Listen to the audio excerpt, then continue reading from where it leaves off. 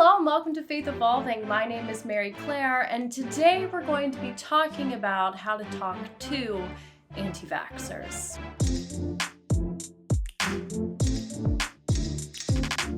Last week, I made a video briefly covering the history of the anti-vax movement that I highly recommend watching before you watch this one, but only if you promise to come back, please, to watch this one for me. If only because there's a really compelling backstory that can help detangle the, dare I say, mess that we're dealing with today. So, this is the day that the Lord has made. Let us rejoice and be glad in it. However, so many Christians aren't getting vaccinated against COVID-19, and it makes me want to bang my head against a wall. In the last video, we learned that a fear of vaccines isn't new, and I ended by promising to give you all some advice on how to compassionately interact with anti-vaxxers, but it's really hard to be kind when people are dying. Let's just acknowledge that for a moment. I saw a tweet the other day when I was planning for this video. It's been weeks at this point since I saw it, but it said, "I've seen vaccinated people bending themselves into pretzels to find compassion and understanding and empathy for the fears and concerns of unvaccinated people. I have yet to see unvaccinated people express any understanding and empathy for the fears and concerns of vaccinated people. Why is that?" And let me tell you, I almost scrapped this entire video. I was like, yeah, I shouldn't have to twist myself into pretzels. I'm not even good at yoga. Just get vaccinated. Me. And I had that stupid, sneaking little voice creep into my ear and was like, hey, that's not how we do things around here. And I said, fine, Holy Spirit, but I'm gonna need your help because my compassion vial is running pretty dry these days. And the Holy Spirit said, deal. So here I am, against all odds, with this really long video. See, for Christians, anti-vaccine convictions are usually a theological problem, and the root of most harmful theology is fear. While anti-vaxxers are the ones usually accusing other people of being afraid, they also, if not more so, at their core, are afraid. So addressing the heart of that fear is where our mission today lies. And it's gonna take some compassion, so we're gonna need to exercise our compassion muscles out. So I'm gonna help lead us through a workout.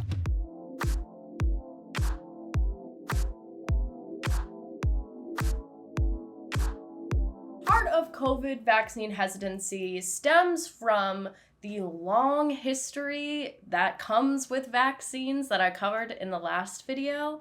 But history, gives us a bird's eye view, but how does this fear affect people on an individual level? What's actually going on there? Well, Adam Morgan is going to teach us in his 2015 Vox article titled, "I Thought All Anti-Vaxxers Were Idiots, Then I Married One." To give some context to Adam Morgan's story, he started dating his now wife and found out that she was anti-vax and was not vaccinating her daughter. Then they got married, and that conflict was a conflict. And he's kind of telling his story of their journey together. And it's really enlightening. And there were 5 main points that he kind of brings up in the article, which I'm going to present to you now, but also go read the article because it deserves all the clicks. 1. Anti-vaxxers aren't just paranoid misfits. Quote, "I knew she wasn't dumb. In fact, I thought she was very insightful. I knew she wasn't dangerous or conspiratorial. We had talked for days about how we care about people and the society we live in and what it means to be human. Did I have to completely reassess my opinion of this person? Did I have to examine my own biases and mental caricatures and decide that anti-vaxxers are people too?" Anyone else feel convicted? Because it's really easy and really nice sometimes to other people because you're just so frustrated, but othering gets you nowhere. Because, number 2, it's all about fear. Quote, "I realized that from her perspective, all my confrontational reasoning sounded like me asking to point a gun at her daughter and have her trust that it was full of blanks. Looking into her eyes, I realized her trust in me was threatened. She asked why I would do that to a child. All of my insistence that vaccines are safe didn't matter. Go tell arachnophobic parents that you must put spiders on their child because society depends on it and see how that goes." Well, I guess when you don't other people, then you actually listen to them. And you see that they're human too. And doesn't it suck when other people are human too? And fear isn't always rational. I was afraid of the Grinch until at least age 17, if not still today. And if someone said I had to watch that creepy Grinch smile every single day for the rest of my life so society doesn't crumble, I'd take pause. I hate to say it, I'd take pause. 3. If you think something is dangerous, it is logical to avoid it. Quote, dismissing their logic as ridiculous or fringe is the worst strategy. It plays right into the anti-vaccination narrative that they are the only sane ones, warning the careless masses about a very real and hidden danger. My point isn't that anti-vaxxers might be right, they're not. My point is that once you believe something untrue, it's very easy to keep rationalizing that belief. And when you're constantly attacked, it's natural to make your resilience part of your identity. Another part of the article that I didn't include here, Adam Morgan was talking about how people aren't essays that you can just go back and revise. They have feelings, and when something is a part of your identity and you start to lose that, or it starts to get questioned, it ruffles your feathers pretty bad. That makes logical sense. Not that the conviction is true or logical, but that the feelings are. And you have to validate that those feelings are going on, or you're gonna get nowhere. 4, there's an industry supporting anti-vaxxers, and we're driving them into its arms. Quote, we all suffer from confirmation bias to some extent, but unlike more ordinary biases, the alternative media racket is completely unchecked. By definition, it eschews mainstream checks on its theories and practices. It cashes in on encouraging the isolation and dependence of its participants. This is an environment in which every hypothesis is given equal weight and all of them come packaged with some kind of product recommendation. Maybe I shouldn't say this as somebody who is hoping to generate some sort of income off of this project in the future so I can survive. But if someone is telling you a problem and then selling you a solution, keyword selling, note the vaccine, is free to the public, that's a red flag. 5, changing someone's mind doesn't just take love, it takes empathy. Quote, knowing that for many anti-vaxxers there's a root cause, something that led them to mistrust medicine and then wind up in a feedback loop that reinforced that mistrust, is vital to pushing back. Only love, patience, and empathy will make inroads. Treat anti-vaxxers kindly, if only because it's pretty hard to feel persecuted when your adversaries are being kind.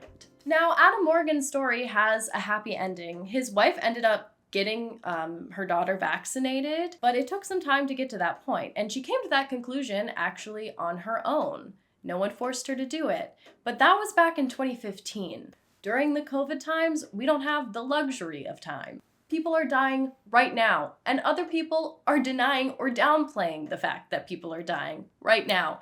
And it's absolutely mind-boggling, but empathy is still important. And don't think that I'm on a high horse because I'm saying empathy is important to the camera, but I'm also saying it to myself. Did I just try to do the sign of the cross? I guess. But the next challenge is, how do you bridge these gaps when religion is at play? It's a bit trickier because instead of questioning a loved one's judgment, you may come across as questioning God's judgment. And that's not nothing to people. That's one way to make someone really angry at you real quick. So now that we've warmed up, we're thinking about compassion, we're thinking about empathy. Let's stretch the muscles out. Okay, let's get them moving because we're gonna move on to religious exemptions.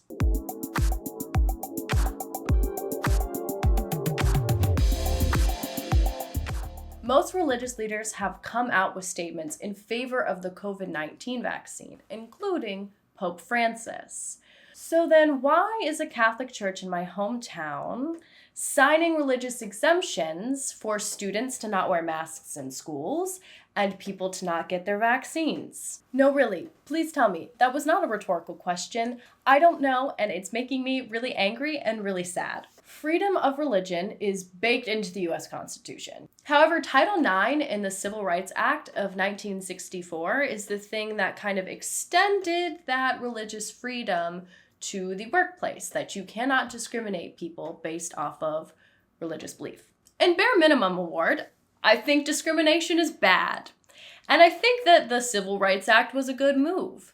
But the thing with law, and when this starts to get a little hazy, is what happens when someone's religious belief starts to discriminate other people or put other people in harm's way. How do we manage something as tricky and sticky and sometimes icky as personal belief?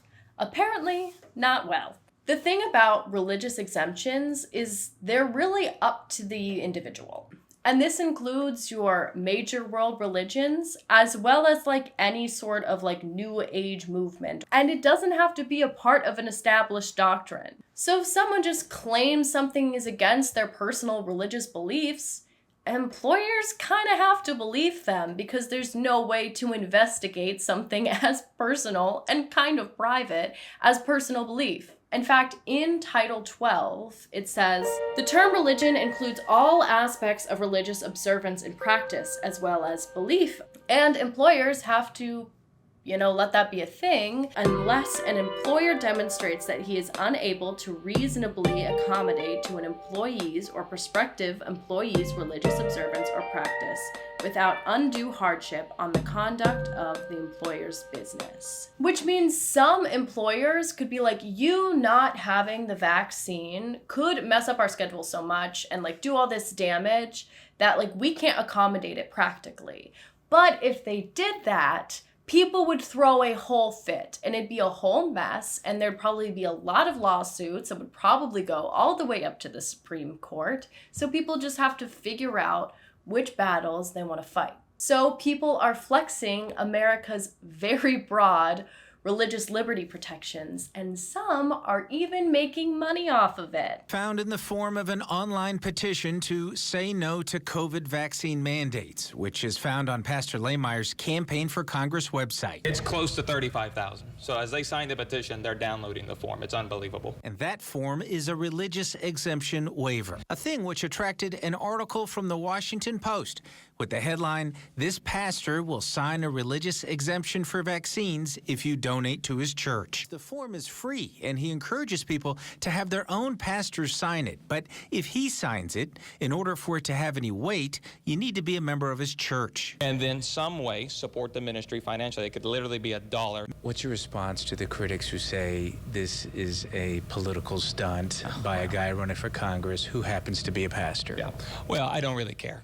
That is not fake, and I'm sure I'm not the only one who feels like there's a little bit of a modern day indulgence situation going on. So here we are, thinking back to that original article that we talked about, warming up, about how compassion is the only way to do this. But does anyone else feel their compassion muscles straining a little bit? Feeling a little sore? Haven't used them in a while?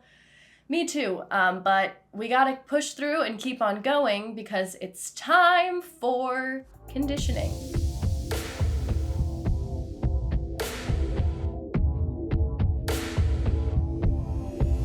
How did we end up with people making POV TikToks like this one? Ready to die, not yet. Pull me out the train. Pull me out, pull me out, pull me out. Whoa. Pull me out, pull me out, pull me out. You can say what you like, but see, I would die for it. Oh, I'm down on my knees and I'm begging you, be my guide, be my help, be my savior. So as you can see, things are pretty intense. We have a bit of a modern day cosplaying of Perpetua and Felicity, so... Don't ever fucking play with me.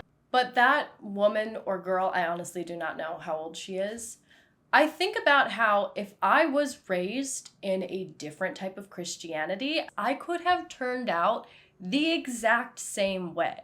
And that makes me feel all sorts of ways. Because I'm so far removed from that whole branch of Christianity, I have no idea where that rhetoric is coming from.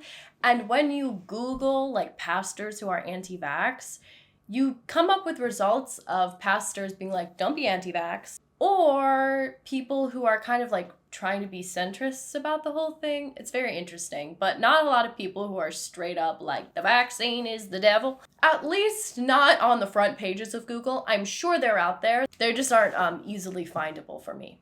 And what Google likes to show me, because I don't usually watch those types of things, so they're not usually recommended to me. You see, algorithms. I've seen The Social Experiment, So The Social Experiment is the musical group that Chance the Rapper is in. What is it called? The documentary is called The Social Dilemma. I've seen that one documentary, okay? I know what I'm talking about. One of the things I stumbled upon was this one particular little sermon from a church. It's called Sandals Church. I have no idea where it is, but this is a church who also on their YouTube page has like a sermon about like biblical marriage and how it's between a man and a woman. So I am by no means recommending this channel in general, but I think if you're interested in seeing what is being said in churches from this kind of centrist standpoint, whatever your decision is, I affirm it. It's a really good example. Yay, you! See, when I first started watching the video, it started off real strong with this. They're going to stick a computer chip inside me and follow me. Okay, what's so important about you? And it made me laugh. And I was like, okay, Matt, let's keep watching. And then it devolved very quickly. Let me just say this, there's risks on both sides. There's a small risk with the vaccine, and there's a small risk with the disease. You might die.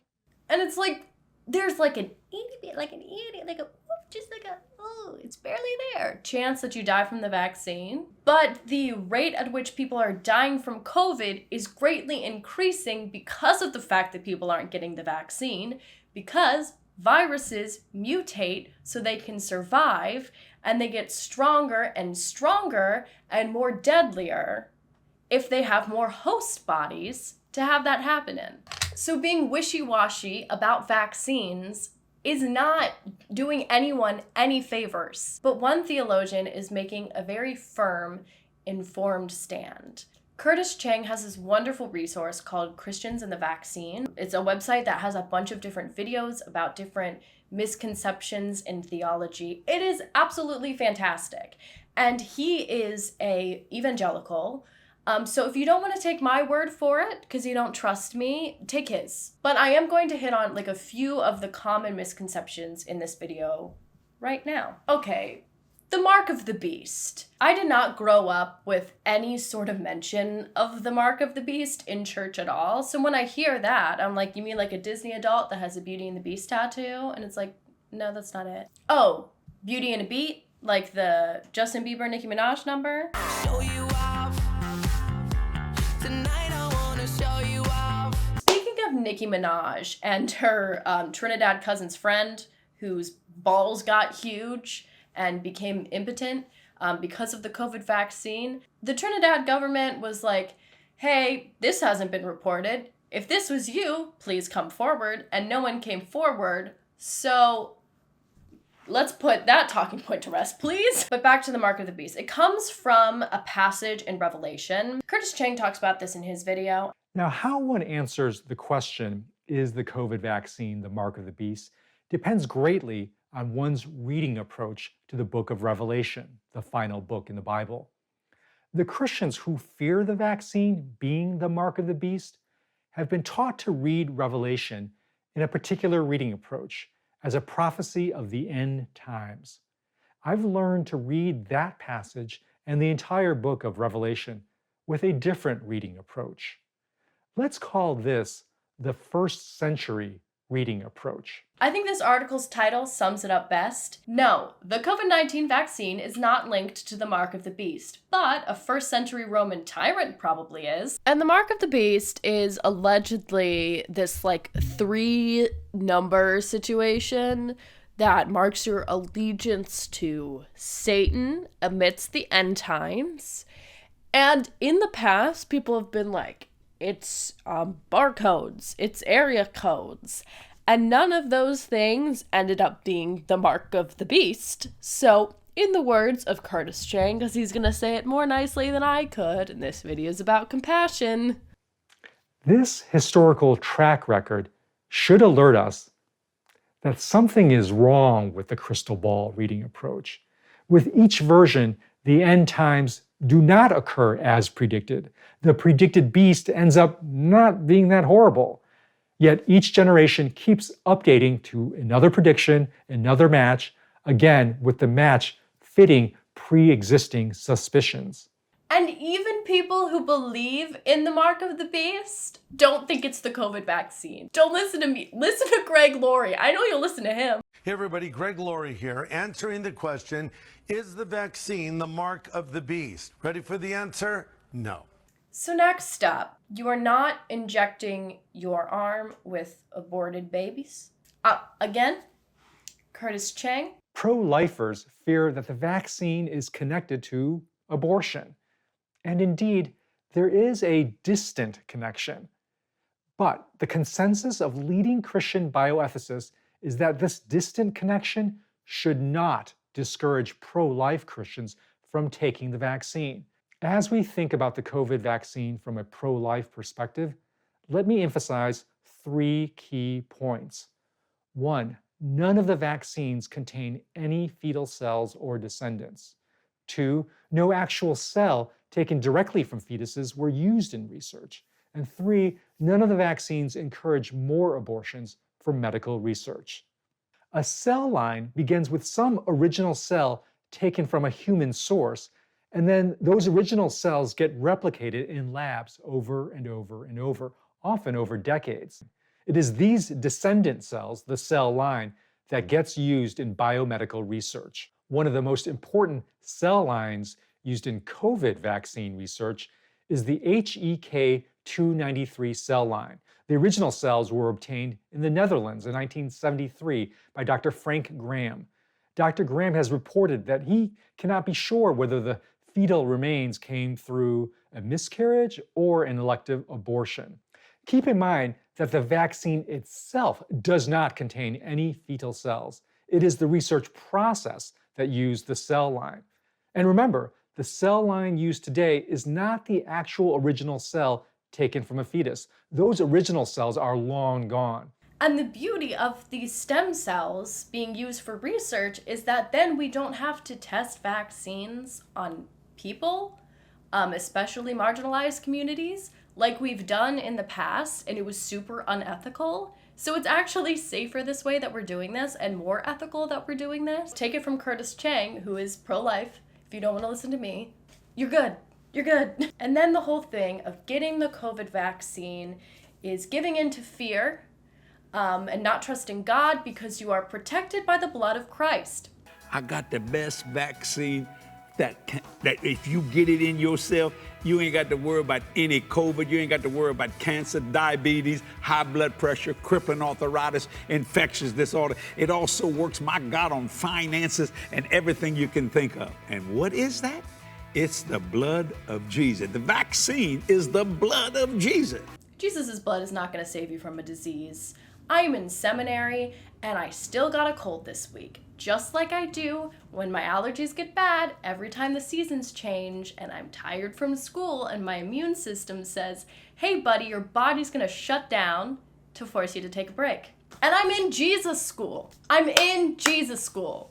That's all I can really say about that one. I can't even engage in that one too much. So that was conditioning. Learning about all of those things, all of the type of ideas and how they're disproven, but people still believe them. Now note that I didn't pay as much attention to like overall medical reasons why people aren't getting the vaccine, and that's because science isn't my expertise. I'm not a med student, I'm a theology student, so I was talking about God because that's my expertise. But I did want to point to a resource by someone who does have expertise in that area. And on YouTube, I found the account JDogMD, and I would be lying if I told you I didn't click on him because of his name. So as you can see, I'm not above marketing either, but I'm kind of glad that he was the person that I discovered because he brands himself as alt middle, but because he is self-proclaimed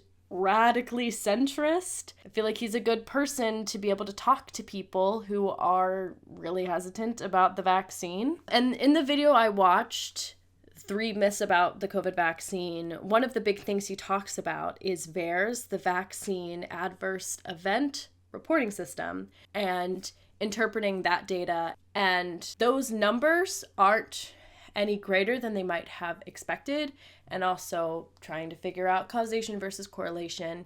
And it's a really great video, and he really validates the fact that people have questions and that it is a good thing to be inquisitive. So I can't really, recommend his channel as a whole because I only watched that one video. But just like all of my sources, it is linked in the description if you want to go watch it. And mind yourself, people are still human, and empathy, and thank goodness we've reached the cool down, because now we're going to talk about biblical reasons why you should get the vaccine that you can share with people when they're ready to hear it.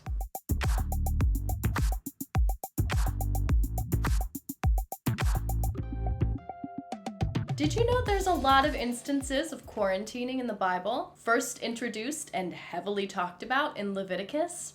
Yeah, Leviticus, the one that's usually just used as clobber passages against gay people, and then used to clobber back at Morgan from Paul and Morgan for having tattoos. We don't talk about the multiple verses talking about when and for how long you should quarantine in certain situations. So it appears as if God cares about protecting communities from contagious, infectious things.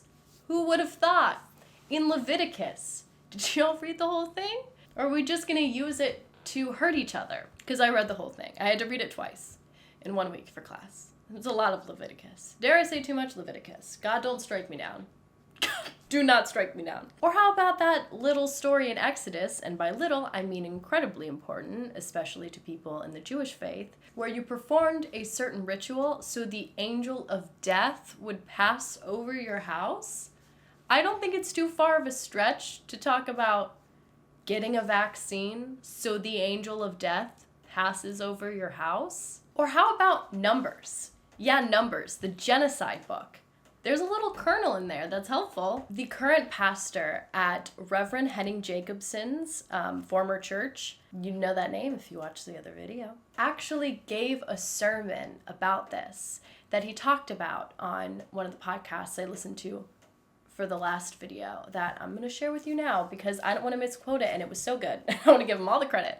In the book of Numbers, God sent down a plague of poisonous snakes on the people of Israel. The disobedient people of God wandering through the desert are punished by God. And Moses, who was chosen by God to lead these people through the desert, watched as deadly snakes killed them, one by one. They were dying in droves, and people were terrified. And then Moses does this strange thing where he has a bronze snake made, and he puts it up on a pillar, and he displays it in front of everyone. And everybody who looks at the bronze snake on the pillar gets healed. The healing is going to come from the poison itself.